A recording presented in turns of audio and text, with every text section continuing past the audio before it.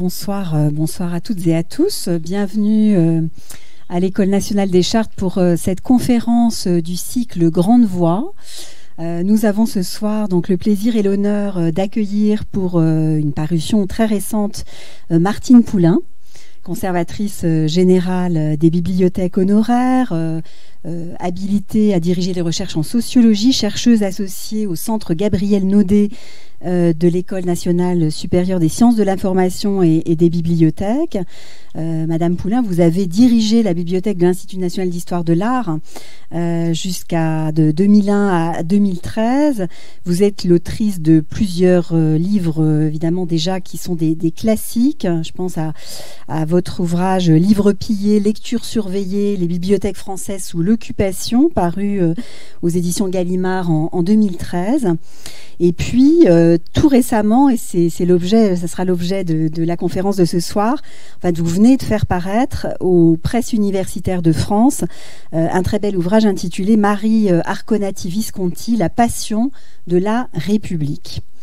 Alors, en effet, Marie Arconati Visconti, qu'on dénomme souvent sous le nom de la marquise Arconati Visconti, c'est une figure liée à l'École des chartes, et ça sera la thématique de la conférence que vous nous proposez ce soir. On en est tout à fait ravis.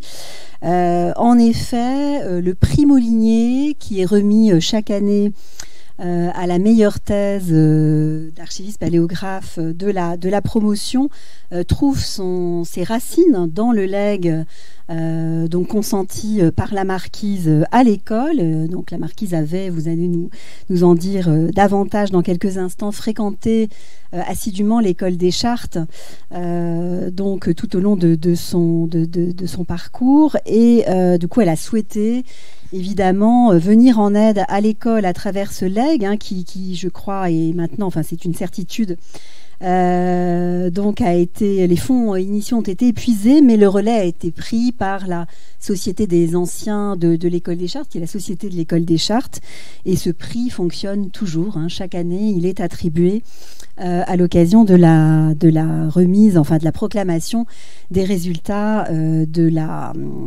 fin de l'année du Conseil scientifique qui diplôme nos élèves archivistes paléographes de l'année. La marquise avait également créé un système de bourse pour les anciens élèves avant 1945. Elle a fait aussi des dons importants à notre bibliothèque, comme elle avait d'ailleurs doté la bibliothèque de l'École normale supérieure, des dons aussi aux archives nationales, à la bibliothèque d'histoire du protestantisme français. Enfin, voilà, donc c'est une figure qu'on connaît bien ici. On sera très très heureux de vous entendre donc sur cette belle figure de femme. Alors, je suis évidemment médiéviste, mais historienne des femmes au Moyen-Âge, et bon, à travers, je dirais, sensible bien sûr à ces figures de femmes de caractère, des femmes émancipées. Je crois qu'avec la marquise, on a là une figure tout à fait emblématique, donc quelqu'un d'origine modeste qui a un parcours notamment intellectuel remarquable, une figure vraiment rayonnante de la Troisième République, engagée aussi en politique. Donc c'est tout cela aussi, je pense, que vous allez nous permettre de toucher ce soir à travers votre conférence. Donc, votre livre est présenté à la tribune, il est disponible, je me permets de le dire déjà, puisque il faut le dire d'emblée, ensuite à l'achat et à la dédicace, il faut profiter de la présence de l'auteur auprès de nous, donc pour ceux qui souhaiteraient l'acquérir au sortir de cette conférence. Alors je profite également de cette introduction très courte pour vous signaler qu'un chapitre consacré à la marquise Arconati Visconti est également disponible dans un autre ouvrage qu'on vient de publier dans le cadre de l'établissement. Alors ce sont les presses, on sait que l'établissement École des chartes abrite deux belles maisons d'édition qui sont d'une part les publications de l'École des chartes et d'autre part les publications du Comité des travaux historiques et scientifiques. Et vient également de paraître, donc en fin d'année 2023, un ouvrage dirigé par Thérèse Charmasson et Stéphanie Méchine qui s'intitule Patrimoine, philanthropie, mécénat 19e-20e siècle, donc qui est un ouvrage qui balaie la question du mécénat notamment universitaire.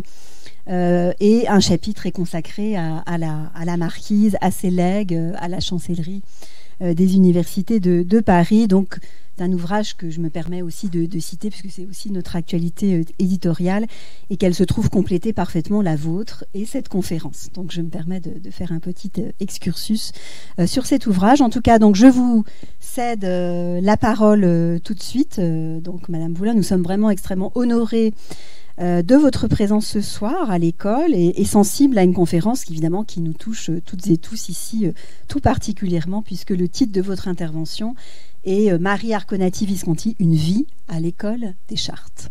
Merci beaucoup, merci au public. Vous avez la parole. J'ai dû changer j'ai changé le titre, je ne me souvenais plus.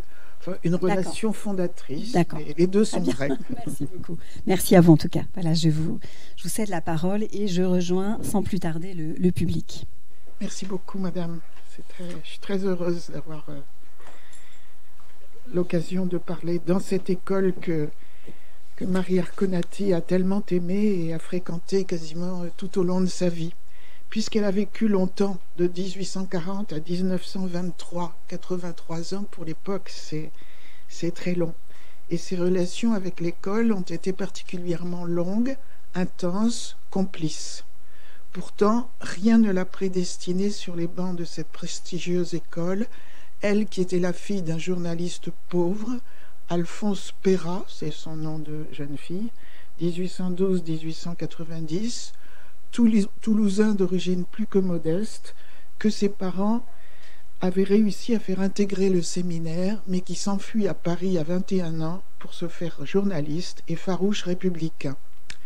Ce serait sans compter la très forte personnalité et la détermination de celle qui, bien que n'ayant fait aucune étude, l'université, je le rappelle, était interdite encore aux filles à cette époque et elle n'a pas fait non plus d'école primaire, commence très jeune fille à fréquenter les cours de cette école, c'est la première école qu'elle fréquente, avec assiduité et pendant peut-être 50 ans. Je n'ai malheureusement retrouvé dans les archives nationales, archives de l'école bien sûr, qu'une seule attestation de son inscription en auditrice libre, mais elle parle si souvent de l'école dans sa correspondance qu'on en peut douter, et à tous âges. Alors les sources sont partielles et on ne peut faire qu'une biographie à trous. Son plus vieil ami, le député Joseph Reynac, 1856-1921, que vous connaissez tous pour différentes raisons, dont son rôle dans l'affaire Dreyfus, et d'autres n'eurent de cesse de la voir écrire ses mémoires. Vos mémoires seraient un monument historique, écrit-il à diverses reprises à celle que ses amis surnommée Clio, la muse de l'histoire. Elle ne le fit pas, mais conserva les lettres de ses correspondants. La majorité de cet ensemble est disponible à la bibliothèque de la Sorbonne et aujourd'hui intégralement numérisée. Je vous invite donc à aller feuilleter ce courrier.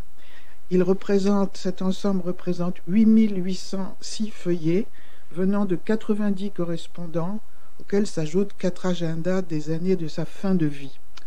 En revanche, sa correspondance active est beaucoup moins bien conservée. Mais on peut lire, car certains de ses amis les ont conservés précieusement, les centaines de feuillets de lettres qu'elle écrivit à Alfred Dreyfus, qui les recopia précieusement. Je vois que le livre d'Auriol est là, et la moitié de... Oui, voilà les lettres. Et certaines à Joseph Reynac, conservées à la Bibliothèque nationale, au jeune historien belge des sociétés païennes qui aurait eu l'âge d'un fils, conservé au château de Gasbeck, à côté de Bruxelles, une des nombreuses propriétés que la famille Arconati-Visconti possédait en France et en Europe. Et on dispose aussi de la correspondance active, de la correspondance de Marie avec Émile Combes, disponible aux archives départementales de la Charente-Maritime. Pour situer tout de suite le personnage, le mieux est peut-être de lui laisser la parole. Dans une lettre à Reynac, la marquise fait vers 1906 son autoportrait. Je cite: « La dominante intellectuelle du modèle est la curiosité appliquée aux choses de l'esprit. De là, la passion de l'histoire, surtout de l'histoire du XVe et du XVIe siècle, complexe, passionnée et intense. » Petit b, Comme corollaire, le goût désintéressé de l'art entend surtout qu'il se rapporte à l'histoire des mœurs, portraits, médaillons, art mineur, mobilier. C'est, par suite, le goût des restaurations destinées à faire revivre le passé, restauration d'ensemble du château de Gazbek, que je vous conseille d'aller visiter un jour, c'est très très beau, il y a un parc magnifique et ils réinaugurent, ils ont fait des restaurations, etc. Et c'est la semaine prochaine qu'ils réinaugurent une version revue. Restauration de détails, belles copies ou originaux de l'école préférée. Petite idée, dans la vie usuelle, le culte et les recherches historiques désintéressées, école des Chartes, faculté des lettres, et le désir d'aider à la formation du goût public artistique, caisse des musées, en faisant participer le plus de gens possible après soi aux jouissances esthétiques.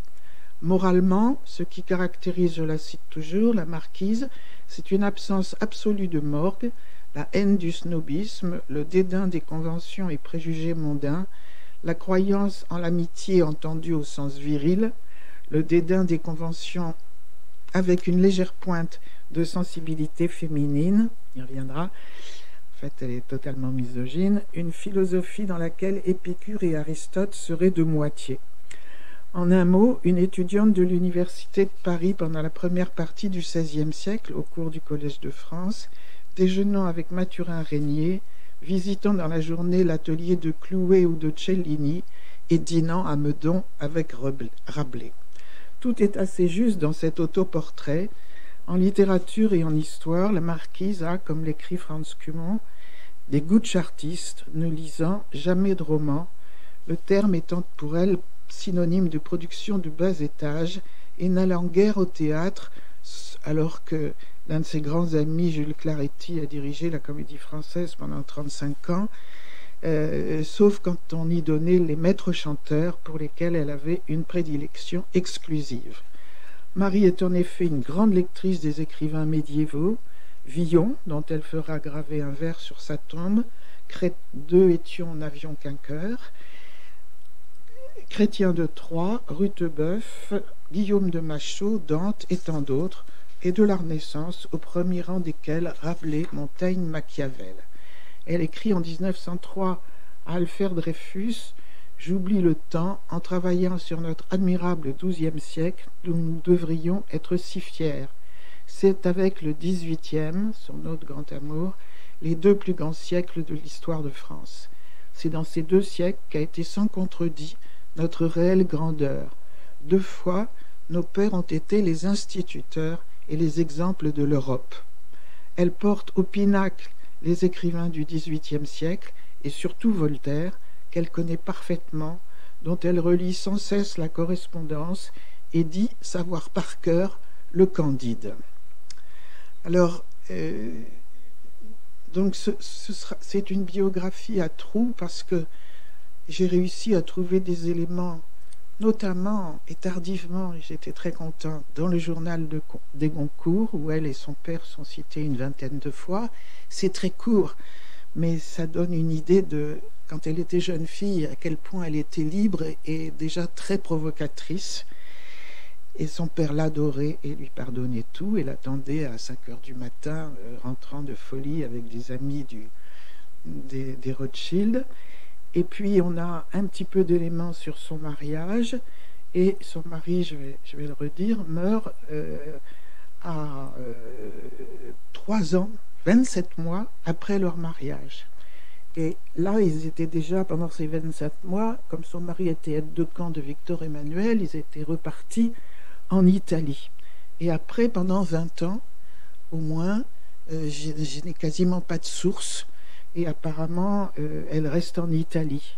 Mais bon, heureusement, la suite est tellement riche qu'on arrive quand même à en faire un livre. Et donc, enfant préféré de son père, qui voyait en elle sa véritable héritière intellectuelle et politique, alors qu'il avait aussi 2 fils, Marie, écrit-on souvent encore, aurait rencontré tardivement pour l'époque, puisqu'ils ont autour de 33, elle a 33 ans, pour l'époque c'est tard, son futur mari, Gianmartino Archinetti Visconti, 1839-1876, héritier d'une des plus riches familles de la noblesse italienne, alors en exil risorgimentiste, car risorgimentistes, ils ont passé des années en exil dans leurs nombreuses propriétés en France, en Allemagne, en Belgique, etc. Cela aurait été possible, mais elle l'a tout simplement rencontré chez elle, son père recevant, lorsqu'il couvrait comme journaliste la politique étrangère, parce que quand il couvrait la politique intérieure, à chaque fois ses directeurs avaient des amendes, etc., parce qu'il était poursuivi par l'Empire. Donc pour l'éloigner un peu des sujets les plus sensibles, on le mettait souvent à la politique étrangère, lorsqu'il aurait rencontré donc des partisans de l'indépendance italienne. Et je cite Franz Cumont: à Paris, Gianmartino alla voir l'ami de son père, Pera, et rencontra sa fille, dont il s'est pris éperdument et dont il décida de faire d'elle sa femme. Un mariage que les deux familles, pour des raisons tout à fait différentes, eurent du mal à accepter, mais qui se fit fin 1873. Elle ne disposait alors, son père était vraiment pauvre, elle ne disposait alors que d'une seule robe. Enfin, il commençait à changer parce qu'il a été élu député en 71, donc après, puis sénateur jusqu'à sa mort. Donc il y a eu un peu plus de revenus, mais elle ne disposait encore que d'une seule robe, les engagements républicains de son journaliste de père l'ayant souvent conduit à être condamné par le pouvoir impérial ou éloigné par les rédactions pour lesquelles il écrivait. Et c'est l'un de ses témoins, Victor Hugo, puisque Pera faisait partie d'un cercle qui se réunissait tous les jeudis autour de Victor Hugo et d'autres, qui lui offrit sa robe de mariée. L'Empire a alors laissé la place à la République et le père devient député puis sénateur. Le mariage ne dure que 27 mois puisqu'il meurt très jeune, Gianmartino, en 1876. Héritière unique de la famille, aux grandes dames de la noblesse italienne qui a tenté divers recours, elle organise alors sa vie autour des arts, des savoirs et de l'amitié. En ce sens, elle entretient 3 réseaux de sociabilité. Fréquentant l'école des Chartes, mais aussi l'école du Louvre et la Sorbonne, Marie passe des années à s'instruire et devient effectivement savante, parce qu'elle travaille beaucoup. Ces cercles de sociabilité, notamment à partir de son retour en France au début des années 1890, vont s'accroissant au fil du temps. Ses amis et relations sont de 3 types: des hommes politiques, des professeurs de l'enseignement supérieur, majoritairement historiens, des conservateurs de musées, souvent aussi collectionneurs. Pour constituer, élargir, renouveler ces 3 cercles de sociabilité, elle dispose de plusieurs atouts: son père, sa propre culture, sa personnalité, sa fortune. Forte intelligente, elle joue avec une très grande habileté de son aura atypique de marquise républicaine. Le premier cercle politique est en partie hérité de son père. Certains élus ou cadres de l'État arrivant à des postes clés ont fait leur classe avec le père, assez unanimement respecté, y compris pour ses qualités humaines. Elle approche les personnalités qui l'intéressent en se présentant comme la fille de Pera, mais aussi comme marquise. Elle sait que ce double ancrage fascine et lui ouvre toutes les portes. Son engagement total dans l'affaire Dreyfus, sous l'influence de Reynac, Dreyfusard de la première heure, la conduit dans les plus proches cercles de la défense du capitaine, avant qu'elle n'en devienne l'amie à son retour du bagne. Elle intrigue, puis intéresse, par son intelligence, ses connaissances et son atypie, de grandes figures de la politique républicaine, parlementaires, ministres, présidents du Conseil, parfois les présidents du Conseil, qui se rendent à ces jeudis. Nous avons nommé ces déjeuners, ces rencontres, des déjeuners républicains, tant ils se distinguent volontairement par le sérieux de leurs discussions, par le caractère sélectif des invités, des salons actifs à l'époque. Son second cercle de sociabilité, celui des savants et des intellectuels, un terme qui apparaît, vous le savez, durant l'affaire Dreyfus, prend sa source dans ses amitiés pour des professeurs de l'école des Chartes. Elle noue aussi d'autres amitiés dans la plupart des institutions d'enseignement supérieur parisiennes, et notamment au Collège de France, où elle encourage, j'aurais pas le temps de m'étendre beaucoup là-dessus, mais pour moi c'est une des choses les plus savoureuses, les complots qu'elle fait pour encourager telle ou telle candidature, alors que les professeurs sont élus, et la passion qu'elle y met, comme en tout, et notamment du Collège de France, où elle encourage les candidatures qu'elle estime les plus savantes, les plus républicaines et les plus anti-religieuses. Ces derniers s'intéressent à cette femme savante qui les fait sortir de l'entre-soi et jette une lumière inhabituelle sur leurs travaux. Il se sait vite, par ailleurs, qu'elle soutient financièrement la recherche, une telle manne étant alors inespérée pour les savants. C'est avec ces deux premiers cercles qu'elle noue des échanges politiques intenses autour de tous les défis auxquels est confrontée la très jeune Troisième République, dont au premier chef l'affaire Dreyfus. Ces professeurs sont eux aussi invités au jeudi pour risoter. En fait, il y avait aussi des mets beaucoup plus savants, mais le terme était « on va recommencer à risoter au mois de novembre ». La constitution de son troisième réseau, fait de conservateurs de musées et d'amateurs d'art, souvent aussi collectionneurs, est facilitée par l'estime et l'entre-gens dont son compagnon, qu'elle rencontre à la Wandspitzer au début des années 90, Raoul Dusseigneur, lui-même collectionneur et marchand d'art. Et Michel avait eu la gentillesse de m'informer d'un article concernant son frère qui était graveur, et particulièrement elle est elle-même reconnue comme une collectionneuse avertie, admirée pour sa générosité envers les musées publics et particulièrement le Louvre. La marquise invitait à ses autres déjeuners. Alors, les jours semblent avoir varié. Le mercredi, le vendredi, des conservateurs en charge d'œuvres d'art dans des musées, souvent au top niveau, du Louvre surtout, mais aussi des arts décoratifs avec lesquels elle était très liée, ou d'administrateurs d'institutions dédiées aux beaux-arts. Également, une fois tous les 15 jours, c'était ces déjeuners entre novembre et juin. Les conservateurs du Louvre, Gaston Migeon, Émile Molinier, frère d'Auguste, son maître à l'école des Chartes, Jean Guiffray, Paul Le Prieur, Paul Vitry, le journaliste et collectionneur Karl Dreyfus, Louis Mettmann des arts décoratifs, l'inspecteur des beaux-arts Franz Marcoux, Jacques Stein, ou les directeurs des beaux-arts Gustave Laroumet puis Henri Roujon furent les piliers de ces déjeuners, dont je ne parlerai pas aujourd'hui puisque je ne peux pas parler de tout.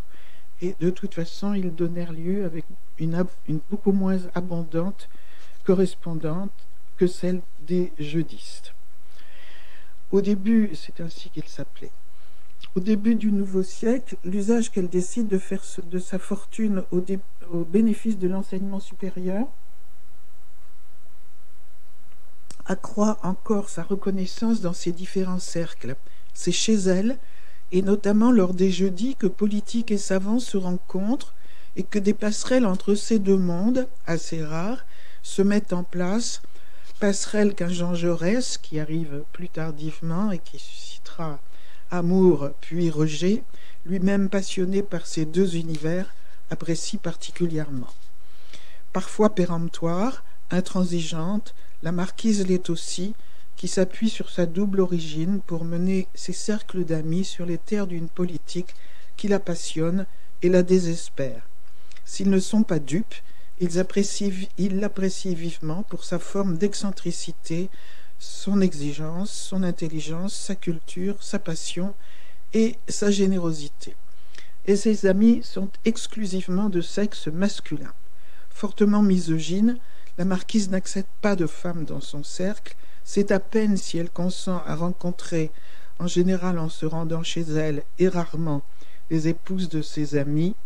Elle écrit à Franz Cumont « Jamais je n'ai mieux compris le conseil de papa et de Gambetta, un autre qui devait être son témoin qui a été empêché, surtout pas de femme. Je n'ai jamais, sur les conseils de papa et de Gambetta, fréquenté de femmes et n'osant leur parler de chansons de geste ou de fausses décrétales, je ne sais que leur dire. Bien sûr, quelques exceptions à cette règle, mais peu nombreuses et parfois peu durables. La comtesse italienne Carmelita Borromée, les actrices Sarah Bernard ou Réjeanne, desquelles elle s'éloigne en fait assez vite, ou encore Laure Lortoir, la fille d'Émile de Meaux, longtemps bourgmestre de Bruxelles. Mais il faut aussi dire que la misogynie de Marie, constante tout au long de sa vie, fut aussi une manière de refuser le statut décoratif alors assigné le plus souvent aux femmes.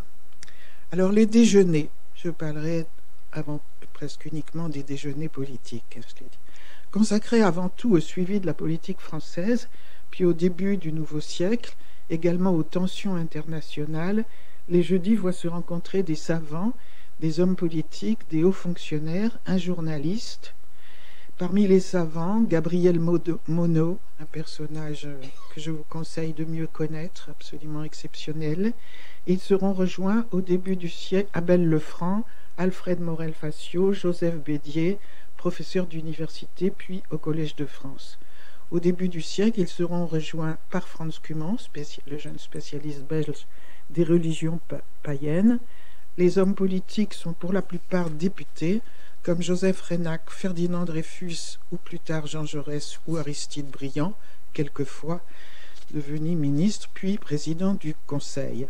Deux hommes en charge de responsabilité dans le domaine des arts et de la culture, Henri Roujon et Jules Claretti, l'inamovible le directeur de la Comédie Française, et le journaliste Henri Arduin, enfin inamovible, je suis méchante, hein, sont de fidèles jeudistes. Alfred Dreyfus, qui rejoint ses départs à l'initiative de la marquise à son retour du bagne, apprécie hautement ces débats. Et si j'en parle, c'est parce que les chartistes ont eu un rôle plus important là que dans les déjeuners artistiques. Certains habitués, bien sûr, fréquentaient les deux déjeuners. Alors, là, c'est pas du tout fait passer les... un peu difficile de tout faire. Donc là, vous avez une photo de son père, une des plus jolies photos d'elle. John Marquino, je pense, juste avant son mariage. Elle, alors j'en ai beaucoup là, qui sont à la Bibliothèque nationale. Elle, qui adorait, quand elle était à Gazbec, se déguiser en page. Les trois déjeuners, les jeudis, dont je viens de parler. Et puis les déjeuners dédiés à l'art, dont j'ai aussi parlé. L'affaire Dreyfus, un engagement fondateur. Le 22 décembre 1894, Alfred Dreyfus est condamné à huis clos à l'unanimité des juges du Conseil de guerre à la décrétation et à la déportation à perpétuité en Guyane pour haute trahison. J'évoquerai surtout ici rapidement le rôle de certains amis chartistes de Marie qui, sous leur influence, est assez tôt dreyfusarde. Si les premières mentions du capitaine dans sa correspondance datent de 1898, elle fut certainement convaincue auparavant, évidemment, une fois encore, par Joseph Reynac, qu'elle connaît très jeune, puisque ce directeur de cabinet de Gambetta, ami de son père, etc. Elle s'engage avec sa fougue habituelle. Elle dénonce en 1901 ce pays égaré, une France devenue l'instrument immonde de l'antisémitisme. Pour elle, et en cela elle est aussi dreyfusiste, le combat pour Dreyfus est un combat républicain et anticlérical, les coupables, l'armée et la plupart des anti-dreyfusards, étant des catholiques ultra menaçant la République. La même année, elle écrit à Dreyfus, devenu son ami: « Ah, capitaine, c'est peut-être vous qui avez sauvé le malheureux pays, car c'est l'affaire qui, en éclatant, a montré ce qui se tramait derrière le rideau de l'antisémitisme. » Elle estime que la faillite des hommes politiques face à l'affaire conduit les intellectuels, comme vous le savez, un terme qui apparaît à l'époque, à prendre la place que les premiers auraient dû occuper. Je cite: « Je trouve curieux qu'au moment même où on voit les politiques professionnels sacrifier ce qu'ils appellent dédaigneusement l'idéal, pour le bas intérêt du jour, de voir des intellectuels qui n'ont jamais été mêlés ni de près ni de loin aux intrigues de la politique se lever pour faire entendre la parole que ces maîtres républicains professionnels prétendent stupidement étouffer. Ces idéalistes, entre guillemets, demandent la justice, ils demandent la loi. Et Philippe Auriol, un des grands spécialistes de l'affaire Dreyfus, elle a fait le compte, elle signe la plupart des pétitions de soutien à Dreyfus et se lance tout entière dans ce combat. Alors, je vais y revenir peut-être. Donc, sortant, je prends quelques exemples autour de l'école des Chartes, sortant de l'école des Chartes en septembre 1999, pendant le deuxième procès de Rennes, elle entend des vendeurs de journaux crier « Il arrive le youpin !» Puis elle voit Gaston Paris, 1839-1903, monter en voiture sous les cris de « Abat les Juifs !» Le même jour, la nièce d'Auguste Molinier, et enseignant essentiel à l'école des Chartes, a été souffletée par un étudiant. Elle affiche ses opinions sur la porte de son hôtel particulier. Elle a ce côté très démonstratrice, fait installer un système d'eau permettant d'arroser les anti-Dreyfusards qui se présenteraient à sa porte, abonne d'office son concierge au siècle et à l'aurore, change de médecin lorsqu'elle s'aperçoit que le sien est anti-Dreyfusard, donne l'ordre à ses cochers de cracher devant le domicile du très anti-Dreyfusard général Zurlinden. Elle accompagne son engagement dans l'affaire Dreyfus de nombre de symptômes physiques. Elle ne dort plus, elle est angoissée, elle pleure, se drogue et elle en parle plusieurs fois. La veille de l'audition de deux de ses amis professeurs à l'école des Chartes, Arthur Giry et Auguste Molinier, au deuxième procès de Rennes en 1899, elle est anéantie par l'angoisse et voudrait, je la cite, crever. Alors, quelques mots sur Joseph Reynark. J'ai évoqué l'origine du fait qu'ils se connaissent, les trois frères, je sais tout, je pense que je vais passer là-dessus, mais on sait le rôle majeur que joua dans la défense de Dreyfus le député des Basses-Alpes, sensibilisé dès le procès de 1894 par son frère Salomon, lui-même alerté par Lucien Lévy-Bruhl, cousin du capitaine, à l'injustice d'une accusation antisémite. Cofondateur de la Ligue des droits de l'homme, il dénonce dans le siècle, sous le pseudonyme de Junius, les faux du colonel Henry et devient le premier historien de l'affaire, publiant au jour le jour sa monumentale histoire de l'affaire Dreyfus en 7 volumes. En septembre 1997, il écrit à Dreyfus à l'île du Diable, presque au lendemain de votre inculpation, j'ai eu le sentiment que vous n'aviez point commis le crime abominable dont vous étiez accusé, que vous étiez victime d'une effroyable erreur judiciaire. En novembre 1997, avec le sénateur Scheurer-Kessner, il demande la révision. Gaston Paris, dont j'ai omis de dire tout à l'heure qu'il était médiéviste et philologue, enseignant à la toute jeune école pratique des hautes études, à l'école des Chartes et au Collège de France, convaincu par Gabriel Monod, il devient un des intimes de Marie, et je la comprends, de l'innocence du capitaine, dit de Reynac qu'il est l'homme le plus brave de France. Marie reprend la formule et très souvent dit à Reynac que sans lui, il n'y aurait pas eu d'affaire Dreyfus et il serait mort là-bas, et le couvre d'éloges à chaque parution d'un de ses volumes, le qualifiant de Nouveau Dante. Alors parmi les amis chartistes de Marie sont Paul Meyer, qui a été pendant 25 ans, je crois, directeur aussi de l'école, Arthur Giry, enseignant, Émile et Auguste Molinier, puisque si Émile était conservateur au Louvre, puis directeur des peintures, il enseignait aussi à l'école, expertise le bordereau Esterhazy, et puis chartiste, en 98-99, et témoigne qu'il est faux au nouveau procès de 99. Tous les amis attendent avec angoisse la décision du nouveau conseil de guerre. devant lequel témoignent à nouveau Giry, les deux frères Molinier, mais cette fois bordereau en main. Beaucoup de détails à donner là-dessus, bien sûr. Dans l'année universitaire qui suit le deuxième procès de Rennes, la marquise note avec malice l'influence de l'affaire sur les sujets de thèse à l'école des Chartes. Certains élèves y font directement allusion lors de leur soutenance, revendiquant leur antisémitisme. L'une de ces thèses, les Juifs et les Lombards dans les deux Bourgognes, études sur le commerce de l'argent au XIIIe et XIVe siècle, fait écrire à Marie « C'est Auguste qui va l'examiner, on va rire ».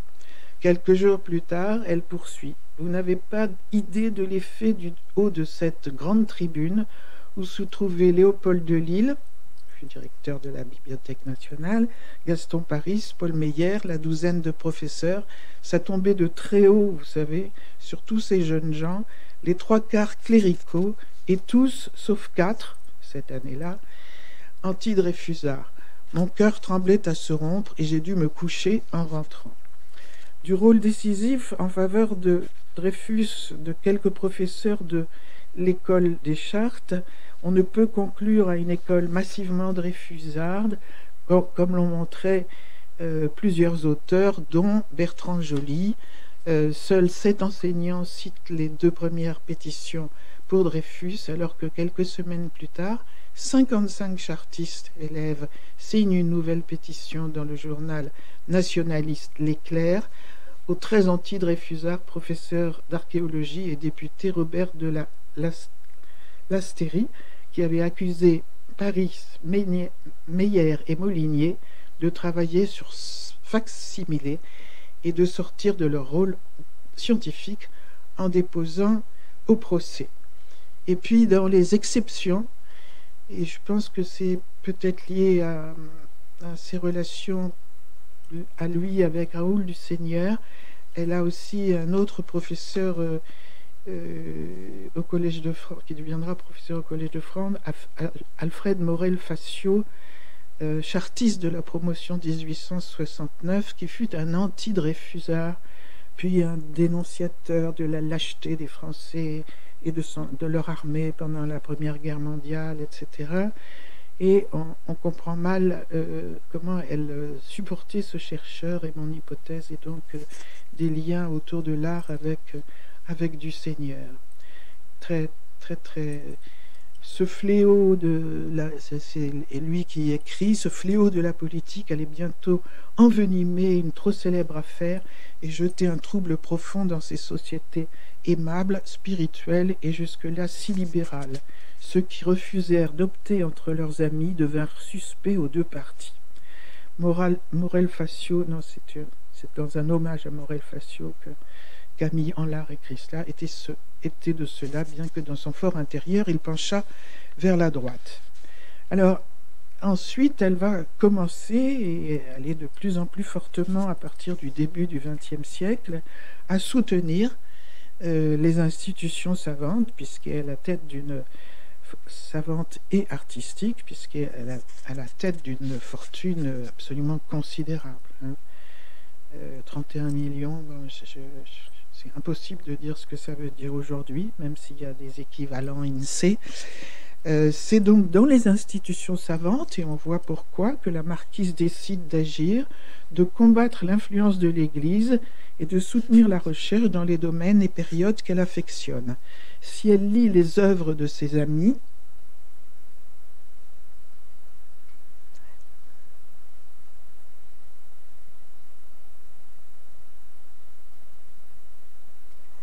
elle discute plus souvent encore de politique avec eux ou des moyens de soutenir leurs recherches et de conforter leur place dans ces institutions savantes. Et elle va contribuer en assez peu de temps à les faire accéder à des postes clés et à y inverser un rapport de force qui avait en son temps coûté leur poste à Michelet, Quinet et tant d'autres. Sa volonté d'influence prend 2 formes majeures.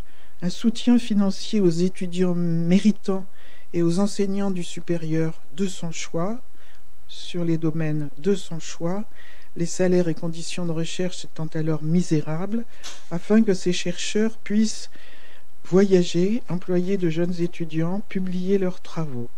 Elle leur propose aussi un soutien stratégique, aidant grâce à ses relations dans les sphères du pouvoir plusieurs de ses amis à accéder aux plus hautes sphères de l'enseignement supérieur et de la recherche, notamment au Collège de France ou aux formes de reconnaissance les plus élevées, telles les académies.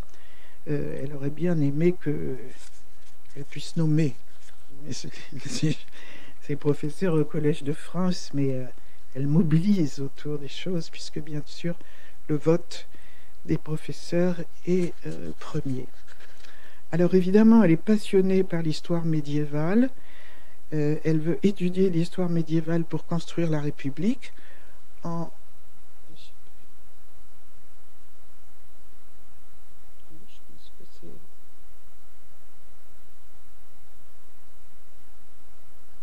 Une citation intéressante d'ailleurs. Entre 1870 et 1914, les initiatives de redressement de l'enseignement supérieur français se pensent en confrontation jalouse avec le système universitaire allemand, comme l'analyse Claude Dijon dans son essai fondateur. Une analyse largement partagée parmi les élites républicaines, qui veulent reconstruire une science historique nécessairement patriotique, apte à rivaliser avec la science historique allemande, alors en plein essor, ce que nombre d'entre eux, Gaston Paris, Paul Meyer, Arthur Giry, Gabriel Monod, lors de leurs études ou voyages en Allemagne, qui les influencent. L'Allemagne est considérée comme la mère des sciences et la France se doit de combler son retard. Une histoire enfin, même s'ils admirent tous Michelet, qui ne soit pas simple récit à la manière de leur père spirituel à tous, donc Michelet. Les historiens français s'interrogent alors sur les fondements d'une histoire proprement française, qui ne se résume pas à l'analyse des dynasties monarchiques, mais dans lequel le peuple apparaisse, si ce n'est comme maître de son destin, en tout cas acteur et producteur d'une culture collective. Ce passé est à rechercher dans les traces archéologiques, mais plus encore dans l'étude du Moyen-Âge, intérêt hérité de l'engouement romantique pour la période, mais analysé de manière renouvelée comme étape majeure de la constitution de la nation France, de son État, de ses clercs, pas seulement religieux, de son peuple, de son art et des savoir-faire de ses métiers, par exemple dans les édifices religieux revisités pour leur valeur esthétique et sociale et non simple lieu de culte. La première spécialisation explicite d'une chaire en chaire du Moyen-Âge date de 1878.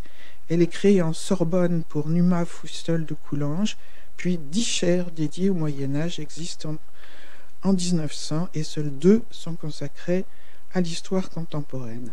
Ce retour au Moyen-Âge est déterminant dans la vie de la marquise et sensible tout à la fois dans ses choix esthétiques, dont la restauration du château de Gasbec, dans le mobilier dont elle s'entoure, dans son enthousiasme pour Wagner et dans son habitude, dès qu'elle arrive à Gasbec, de s'habiller en page et de vivre à la manière médiévale, mais aussi dans sa formation intellectuelle. Elle lit tous les auteurs médiévaux et nombre d'analyses de la période, dont quantité de thèses de l'école des Chartes, dans ses quelques réalisations éditoriales, dans ses amitiés, et jusque dans la manière de dépenser sa fortune, tous éléments qui nourrissent son horizon intellectuel, son horizon culturel, sa structuration intellectuelle et ses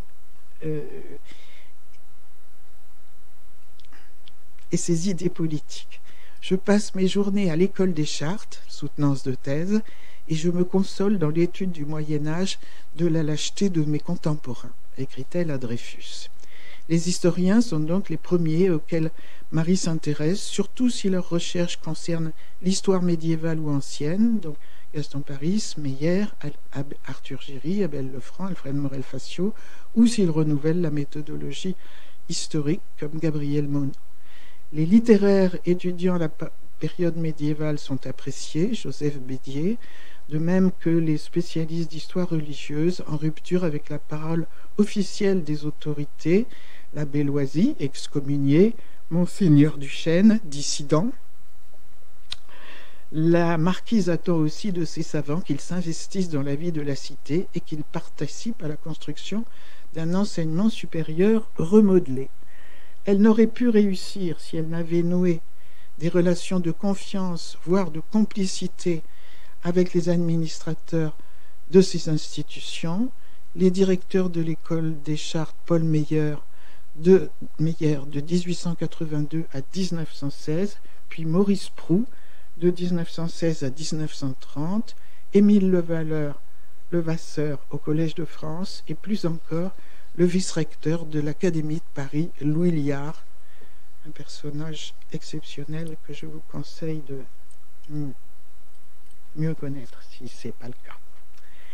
Donc la très chère école d'une médiéviste encroûtée, c'est ainsi qu'elle se décrit en 1905, où elle fait un bilan de ce que lui ont apporté ses 10 ans à l'école des Chartes. Elle écrit à Dreyfus: « Plus j'ai travaillé, plus j'ai constaté que l'histoire pure est une école de scepticisme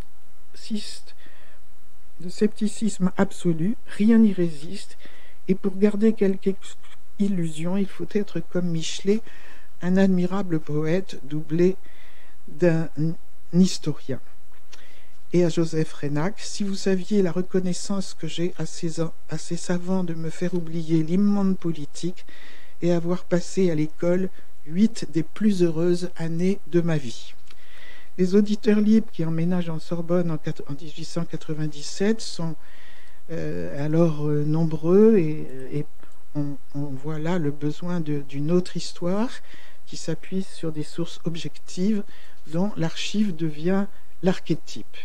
Elle y est inscrite, jeune fille, jeune femme, et quand elle revient en France, et elle assiste encore à des cours à 60 ans passés, parfois 2 fois par semaine, au point que ses amis l'ont surnommée, et notamment Reynac, Madame École des Chartes.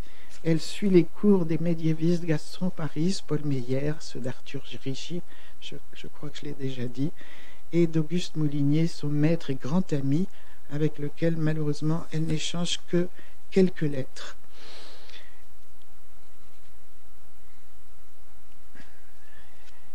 Et Paul Meyer passera aussi au Collège de France et il restera 34 ans, jusqu'à sa mort en 1917. Dreyfusard, il devient vice-président de la Ligue des droits de l'homme en 1901. Aucune surprise donc si la marquise fait bénéficier cette école qu'elle chérit de l'une de ses premières libéralités. En 1894, elle propose à Meyer la création d'une fondation Perrac, mais vous l'avez rappelé, madame, qui attribuera 2 bourses annuelles de 600 francs à des élèves méritants. Elle utilisera alors la formule qu'elle utilisera ensuite toujours, dont de la marquise Arconati Visconti, en souvenir de son père, Alphonse Perrat. Soulignant son intérêt pour les études historiques menées à l'école, je la cite, qui a fait revivre les saines traditions de critique et d'érudition des derniers siècles, elle dit vouloir aider les jeunes gens peu fortunés qui attendent parfois longtemps un poste à poursuivre leurs travaux. Et dans un État aussi centralisé que la France, l'acceptation de ce don est assez longue, mais est acceptée. Et comme vous l'avez rappelé, madame, elle crée ensuite d'autres libéralités pour l'école des Chartes. Plus tard, après Arthur Géry, disparu en 1999, son grand ami et professeur Auguste Moulinier meurt subitement à 52 ans. Médiéviste passé par le PHE, bibliothécaire, il devient professeur à l'école des Chartes en 1893 sur la chaire des sources de l'histoire de France, cours que la marquise suit assidûment et témoigne, je l'ai dit, comme expert au procès Henri. Cette mort qu'elle apprend par un télégramme de Dreyfus l'affecte profondément au point qu'elle annule un jeudi, ce qui était très rare. « Je suis folle de chagrin. Que vais-je devenir sans lui? Qu'est-ce que je vais faire ?» 5 heures avant son attaque, il me donnait encore une leçon. Tout le monde connaissait le savant, mais personne ne sait quelle belle âme il avait. Son cœur valait autant que sa science. Il cachait avec soin, avec pudeur, une délicatesse de sentiment. C'était un être exquis, je lui dois tout. C'était mon maître que je vénérais autant que je l'aimais. Et elle fonde donc un prix Auguste Moulinier de 600 francs pour l'auteur de la meilleure thèse. Et chaque année, les directeurs de l'école l'informent à qui a été attribuée cette... À un moment, il est question de supprimer l'obligation de recrutement des archivistes au seul corps formé à l'école. Et là, elle alerte Aristide Briand, qui se débarrasse en 2 jours de ce problème pour plaire à son ami. On reproche aux chartistes de n'être que médiévistes et de ne rien connaître au présent. On voudrait ouvrir le concours aux étudiants d'université possédant une culture plus large. Briand donc la rassure et ça ne se fait pas. Elle soutient aussi bien d'autres institutions sur lesquelles il faudrait revenir au moins autant que celle-ci, mais nous sommes aujourd'hui dédiés à l'école des Chartes. Elle soutient l'école pratique des études, et où elle connaît bien sûr Gaston Paris, déjà évoqué, Abel Lefranc, Gabriel Monod, adjoint puis directeur de la 4e section à partir de 1894, Morel Facio, Auguste Moulinier, Alfred Loisy, les salaires de ces professeurs étant tellement bas que souvent ils cumulaient plusieurs enseignements dans plusieurs établissements prestigieux. Alfred Loisy assure un cours libre à la section des sciences religieuses et devient directeur d'études jusqu'en 1927. Nombreux, voilà, je l'ai dit, cumul, et elle est très intéressée par cet enseignement, et la place faite dans ces 2 écoles à l'étude du Moyen-Âge conduit ces amateurs à fréquenter les mêmes spécialistes. Son premier coup d'éclat, je le cite parce que c'est le premier, c'est l'achat à la mort de Gaston Paris en 1903, qu'elle n'a pas beaucoup connu et avec lequel elle n'a pas correspondu, de la bibliothèque du savant pour la donner à l'école des pratiques des hautes études. Et cette première action d'éclat envers l'enseignement supérieur lui procure la reconnaissance infinie de ces institutions. Grand spécialiste de philologie française, etc., il est suppléant de son père Paulin au Collège de France et participe à la fondation de l'EPHE, où il enseigne pendant 34 ans et dirige durant 10 années, puis succède à son père en 1872 et en devient l'administrateur en 1895. Alors je cite quand même quelques-uns, et c'est presque là qu'il y a encore plus d'action d'éclat. Ce qu'elle a, une autre institution qu'elle a énormément soutenue, qui est le Collège de France. Elle est vraiment à la conquête des chaires au Collège de France pour que je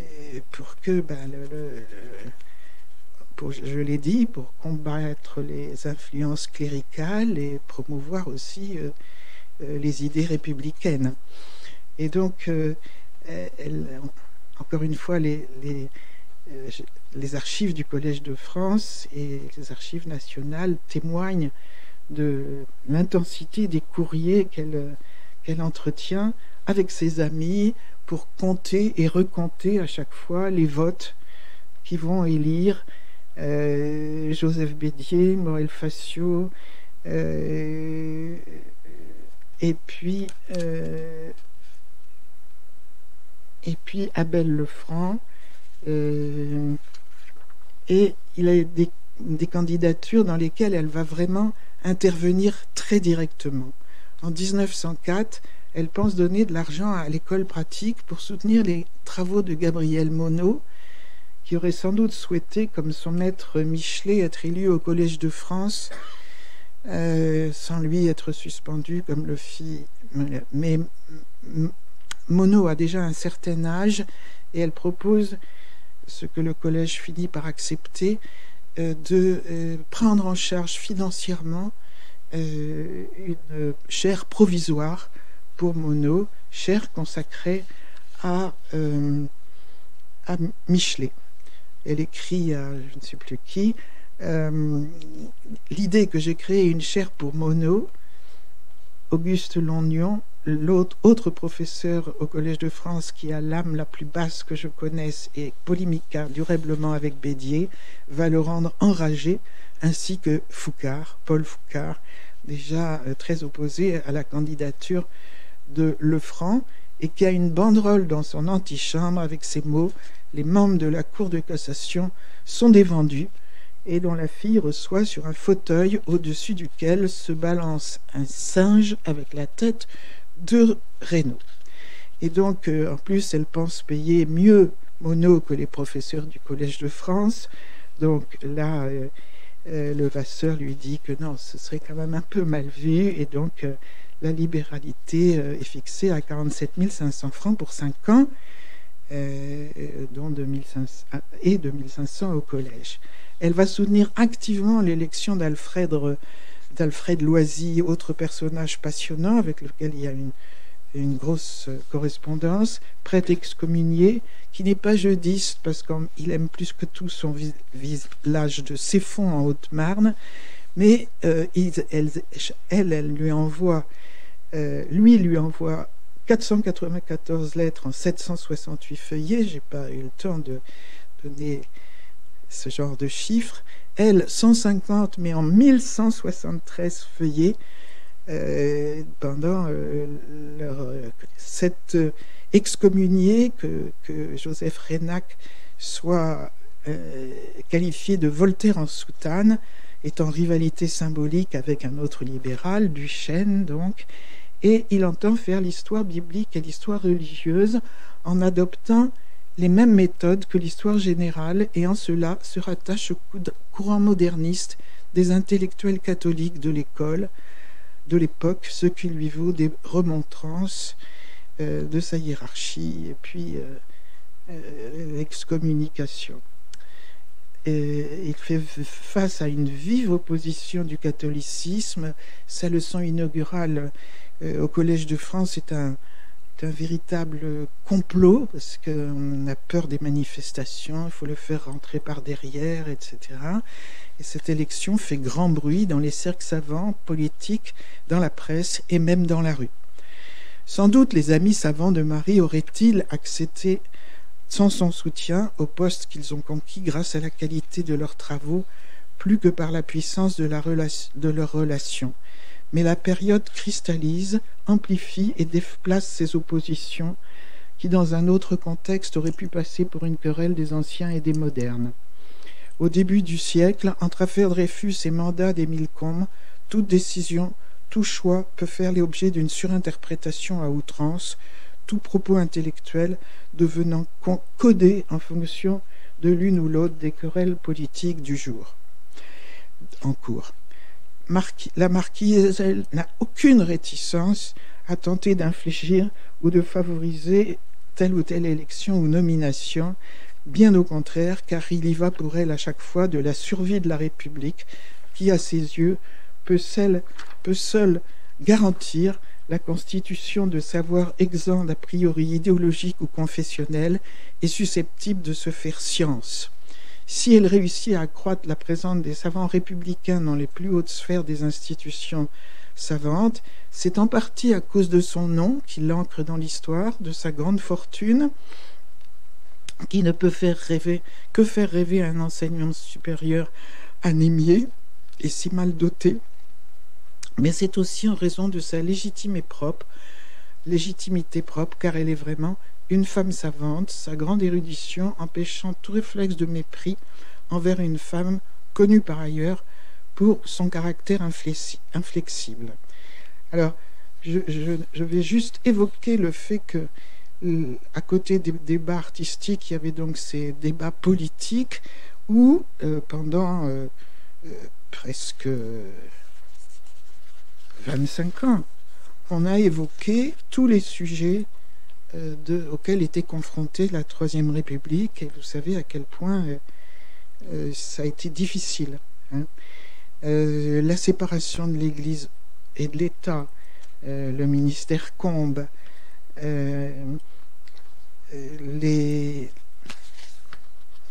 les grèves et luttes des classes qui arrivent après, au début du XXe siècle.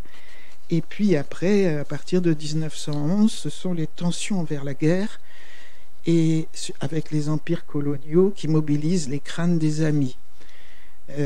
Tous sont plutôt pour la colonisation, l'exception non pas tardive, mais il ne l'était pas au début, de Jaurès.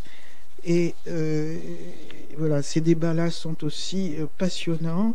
Il faut dire que Marie, je l'ai dit, est assez intraitable, partisane d'une république forte face au boulangisme. Elle le sera plus tard face aux attentats anarchistes, aux révoltes populaires, aux grèves, aux divers mouvements sociaux. Celle qui a parfois été qualifiée, notamment en Belgique, de marquise rouge, était en fait très rose pâle.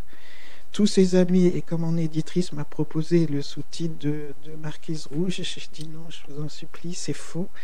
Tous ses amis lui reprochent, même si la notion de rouge a changé en 100 ans, en 150, tous ses amis lui reprochent souvent avec humour d'être autant jacobine.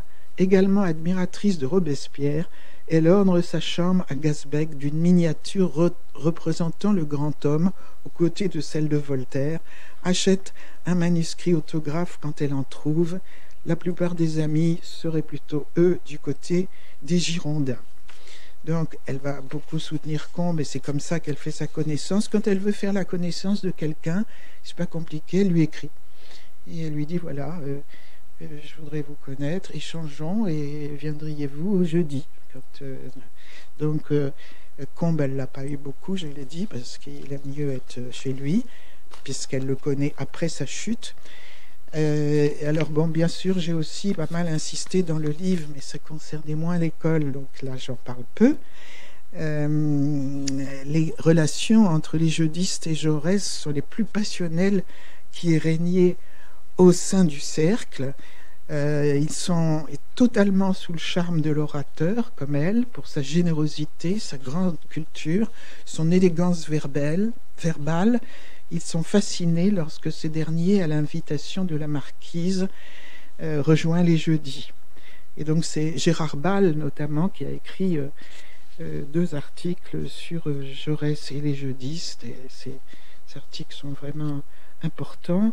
Et je reviens dans mon livre sur leur douloureuse désillusion et sur les différents épisodes d'une rupture qu'aucun ne souhaite, parce qu'ils adorent Jaurès, à la fois pour ses qualités humaines et pour sa connaissance littéraire, mais que à partir du moment où, autour de 1905, Jaurès passe du côté socialiste, puis est pacifiste devant la Première Guerre qui se profile, Jaurès va être exclu 3 fois des jeudis.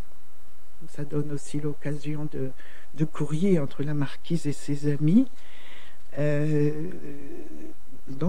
plupart des amis de Marie, comme elle, ne voient advenir l'irruption de la question sociale qui caractérise la période, grève, attentats, etc., qu'avec réticence. Et par ailleurs, les crises sérieuses avec l'Empire allemand se déplacent sur le terrain du monde et de nouvelles colonies et laissent planer dans les esprits un possible recentrement sur le terrain européen. Un mot sur Clémenceau qu'elle déteste. Elle le connaît, je pense, non pas depuis l'enfance, mais enfin depuis jeune fille, puisque Clémenceau était maire d'arrondissement pendant la Commune et que son père connaissait bien Clémenceau et ni l'un ni l'autre n'aimait Clémenceau, qu'il trouvait, je pense, très péremptoire, etc., etc. Et donc, quand il est nommé président du Conseil, elle écrit à Joseph Reynac, on ne confie pas le destin de la France à Monsieur Clémenceau. C'est ce qu'il aurait dit aussi au président de la République, Armand Fallières, quand il est nommé, quand Clémenceau est nommé député président du Conseil de 1906 à 1909 et ministre de l'Intérieur. C'est vraiment, elle, c'est une aversion. Son père l'avait en exécration, je la cite. Pour Péra comme pour Clémenceau, la commune a été un déchirement. Tous deux ont refusé de prendre parti entre communards et Versaillais. Un choix certainement plus difficile encore pour Clémenceau, qui était maire du 18e arrondissement. Et alors elle va se retourner complètement pendant la guerre, où elle deviendra une fervente admiratrice de Clémenceau. Donc, alors il y a tout un chapitre sur mon livre, dans mon livre évidemment sur la guerre, où là encore les échanges sont très très importants, et elle est à Angers, ses amis la supplient de quitter Paris, etc., parce qu'elle arrive pas loin de ses 80 ans, là, 78, et tous ces échanges, en fait, soulignent à quel point ces fervents républicains qui pensaient avoir assuré le succès de leurs convictions en instaurant la République, en combattant puis marginalisant l'opposition monarchiste, en adoptant nombre des lois fondatrices, dont nombre sont encore en vigueur aujourd'hui, leurs échanges les montrent beaucoup plus désabusés que ce qu'une histoire factuelle de leurs lois et mesures décisionnelles ne le laisserait accroître. Les échanges au sein des instances de la représentation nationale sont loin d'être apaisés. Les divergences qui les séparent en différents courants et partis deviennent de plus en plus profondes et souvent douloureuses. Elles sont dans le même temps mouvantes et se déplacent.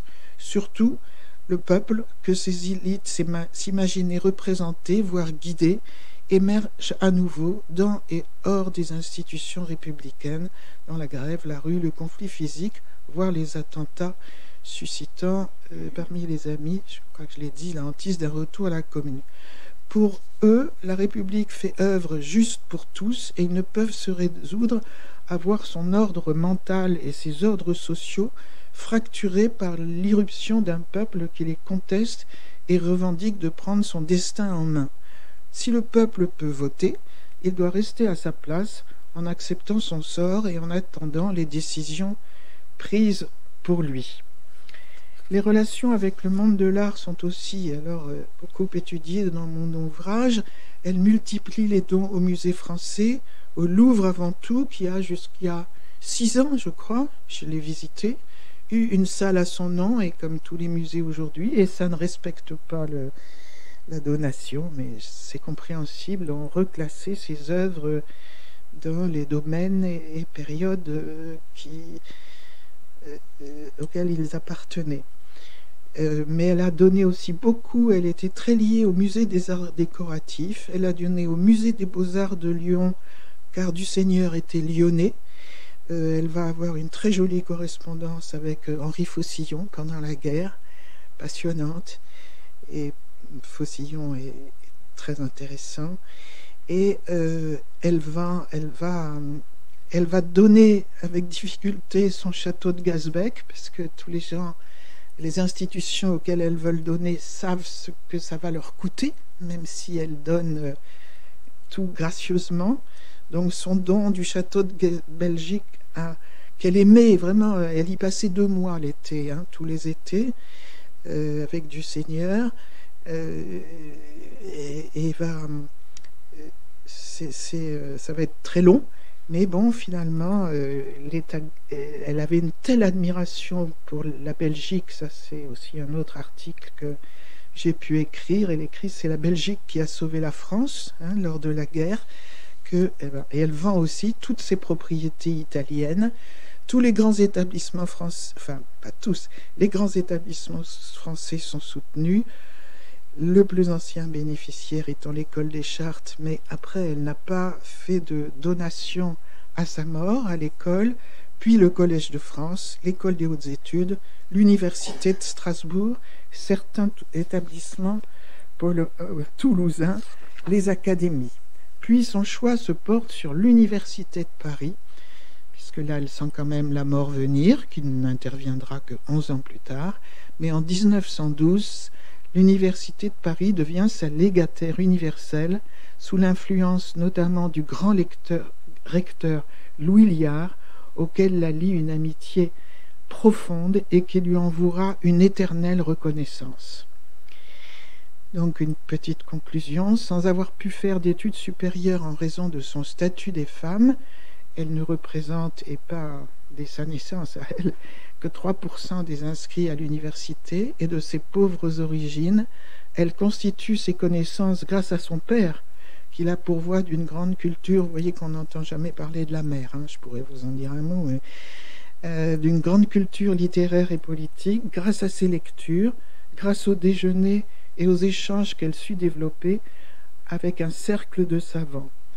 Elle fait du développement de l'enseignement supérieur et de la recherche l'axe majeur de sa philanthropie, parce qu'elle pense que l'avenir intellectuel d'un pays est là, entourée d'acteurs de la passion des œuvres d'art qui lui apprennent à les savourer.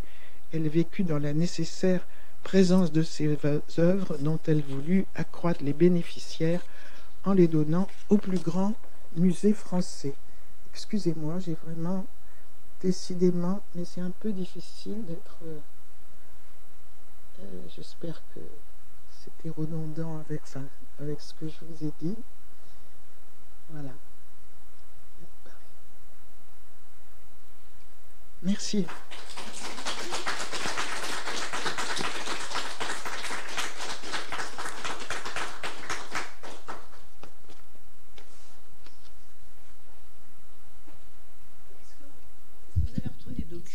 Pardon.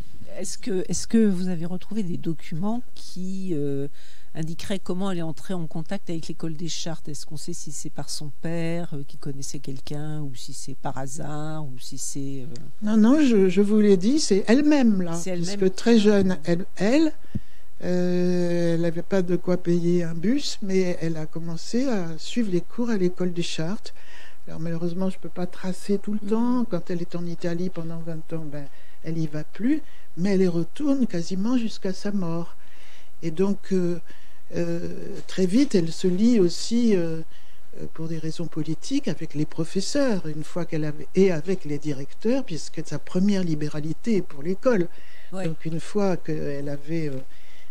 donné, enfin voilà, elle était bienvenue à l'école. C'est la première institution, école, avec laquelle elle entre enfin grande école, va-t-on dire, avec laquelle elle entre en contact. Absolument, au cours de sa vie. Absolument. C'est pour ça que il me semblait important de développer ces relations avec l'école qui ont été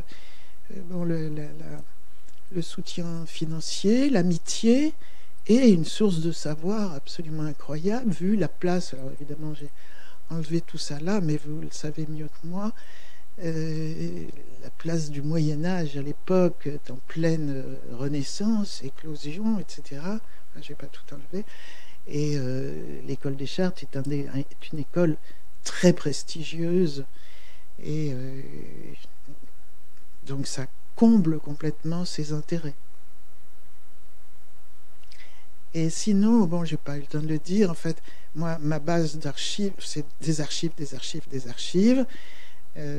Donc, avant tout aux archives nationales,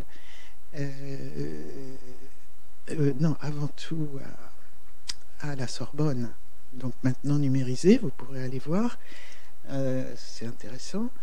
Et puis, bon, il y avait eu 3 petits livrets de ses amis à sa mort qui ont été écrits, des petites choses, mais intéressantes. Et puis, tout ce que j'ai pu découvrir aussi dans les archives locales, ses correspondants. En fait, on s'aperçoit qu'effectivement, elle est très peu connue. Enfin, moi, je l'ai découverte grâce à l'exposition qui a eu lieu au Musée des Arts Décoratifs il y a peut-être 2 ans à peu près, 3 ans, je ne sais plus. Qui était passionnante. C'est comme ça que j'ai découvert son lien avec l'école des Chartes, où ma propre fille est élève en ce moment, donc c'était d'autant plus... ça me touchait d'autant plus. Mais c'est vrai que finalement, c'est étonnant qu'elle soit si peu connue, alors qu'en fait, elle a été un très grand mécène dans des domaines vraiment particuliers, et en plus en étant une femme, ce qui à l'époque était encore plus inhabituel. Absolument. Et c'est... Alors, ma propre découverte est liée au fait que j'ai dirigé donc pendant 12 ans la bibliothèque de l'Institut national d'histoire de l'art, et qu'un de ses mécénats a été de financer la construction. Quand elle a commencé à aider la Sorbonne, encore une fois, je ne pouvais pas parler de tous ces mécénats, elle a financé la construction de l'Institut de géographie. Si vous y passez, vous voyez dans la coupole sa formule habituelle où elle réconcilie son origine modeste et son papa adoré et l'origine de sa fortune. Donc c'est toujours la même formule. Cet institut a été construit avec l'aide, enfin je ne sais plus, de la marquise Arconati Visconti en souvenir de son père Joseph Perrin. Et c'est pas Joseph. Alphonse, merci, c'est difficile. Alphonse Perrin et de son mari. Donc moi j'étais intriguée parce que effectivement, donc comme nous avons intégré, entre guillemets, nous avons intégré 3 bibliothèques et créé de nouvelles, bon, et des nouvelles collections, et je voyais toujours aussi à l'Institut d'art, il y a cette même dédicace où il y a aussi un petit mot pour Dusseigneur d'ailleurs, parce que comme Dusseigneur était son Pygmalion en matière d'art, je crois qu'il y a un petit mot, mais enfin la dédicace reste la même, et à chaque fois que j'ai essayé d'avoir des renseignements, il n'y avait rien, absolument rien. Donc voilà, quand je me suis demandé à ma retraite quel prochain livre après les spoliations et les bibliothèques j'allais faire, je me suis dit je vais faire ça, ça va être rapide, etc. Évidemment, ça m'a pris 6 ans, parce que voilà, vous avez vu, il y a finalement beaucoup de sources, et remettre tout en ordre, comprendre le pourquoi du comment, etc. est quand même assez difficile. Il y a des trous, il y a des choses pas claires, il y a des gens qui n'écrivent pas, très importants dans sa vie, qui n'écrivent pas. Mais je suis vraiment très heureuse que les PUF aient immédiatement dit oui à la publication de ce livre, parce qu'effectivement, c'est d'une femme et que c'est pas par hasard qu'on l'a oublié, c'est tout, c'est comme d'habitude. Oui, non, mais c'est vrai qu'elle a eu un destin quand même assez extraordinaire. Oui, oui. Et... Mais malheureusement, c'est comme d'habitude. Et c'est même étonnant que... Parce que même les gens qui connaissaient son nom, pardon madame, ne savaient rien d'elle. Mais c'est même étonnant qu'avec l'affaire Dreyfus, en tant que Dreyfusarde, bon alors peut-être qu'à l'époque, dans les journaux, elle était peut-être plus citée, ou je ne sais pas. Dans les journaux, elle a été sacrément attaquée. Hein. Voilà, mais c'est vrai que du coup, elle est retombée dans l'oubli, même par rapport à cette affaire qui était quand même... Oui, puis après avoir donné toute sa fortune, toutes ses collections, etc. etc. Merci pour cette belle réhabilitation, en tout cas, parce que...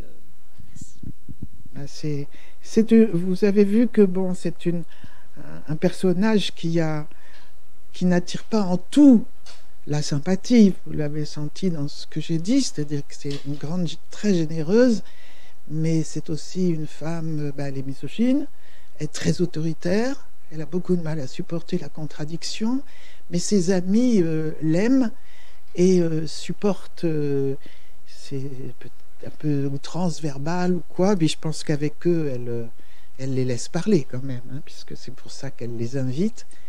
Et c'est vrai qu'on aurait envie d'être une petite souris au jeudi et au vendredi et d'avoir entendu ce qui s'est dit.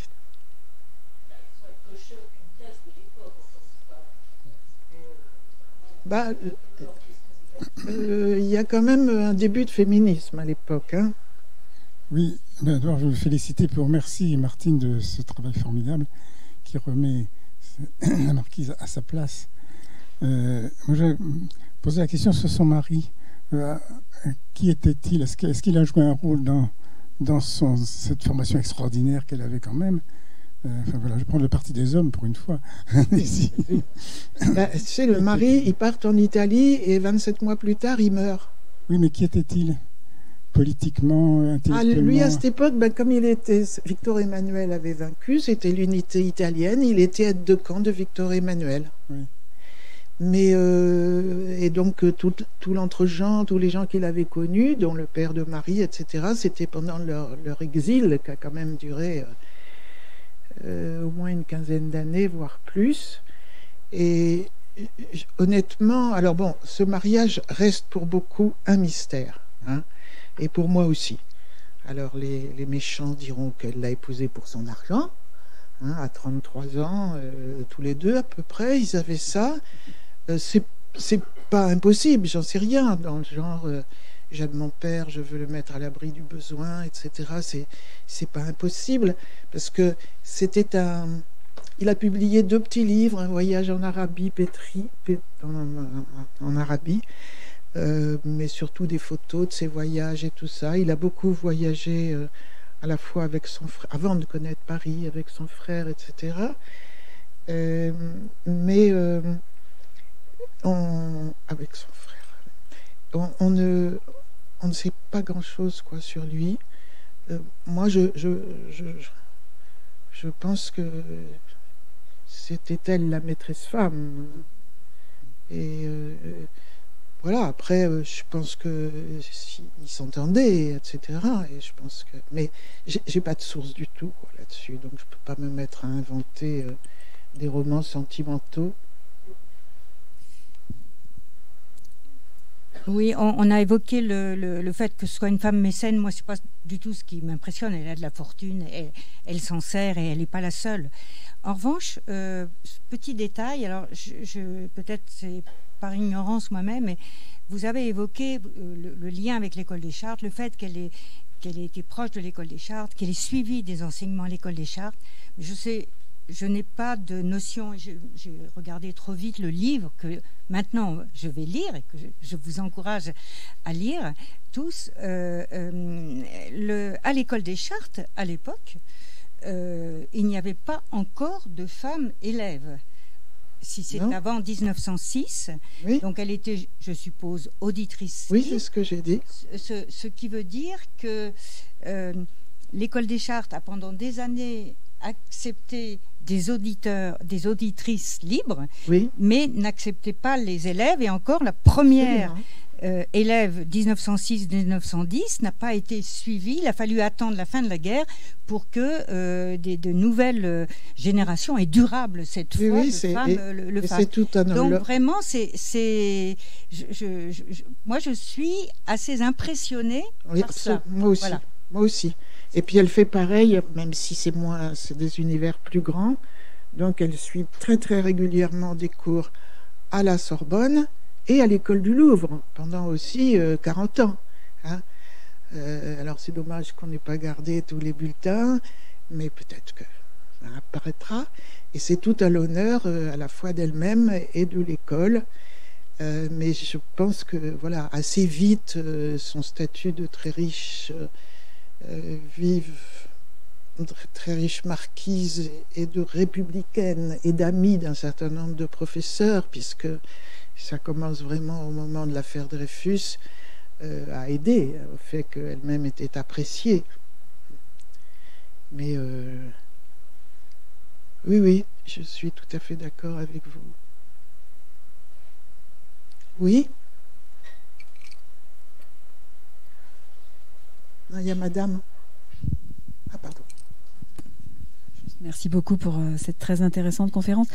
Juste une petite remarque, c'est vrai que ce fait d'être seule femme finalement dans un milieu très masculin explique sans doute aussi la misogynie de cette jeune femme, je pense, parce que pour être acceptée dans un milieu d'hommes, évidemment, on se fait un peu homme soi-même, si j'ose dire. Donc, c'est pas étranger non plus on constate, tant qu'on est en minorité, cette espèce de mimétisme d'un comportement global.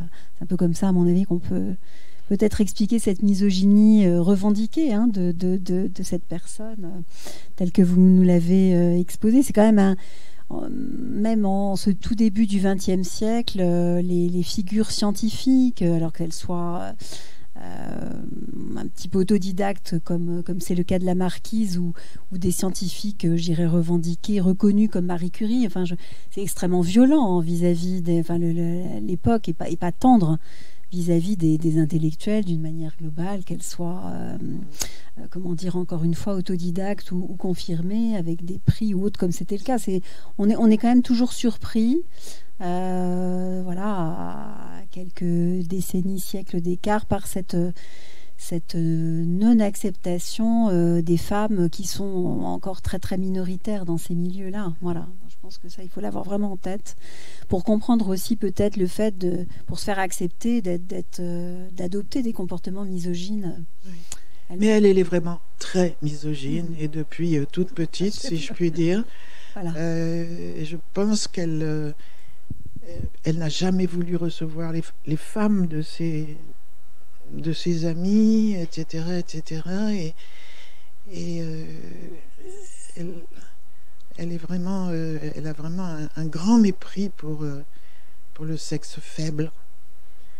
Et donc, c'est là où sa fortune intervient, parce que ça l'aide, du coup, à s'imposer quand même, quoi. Et puis sa culture, son intelligence, ses connaissances.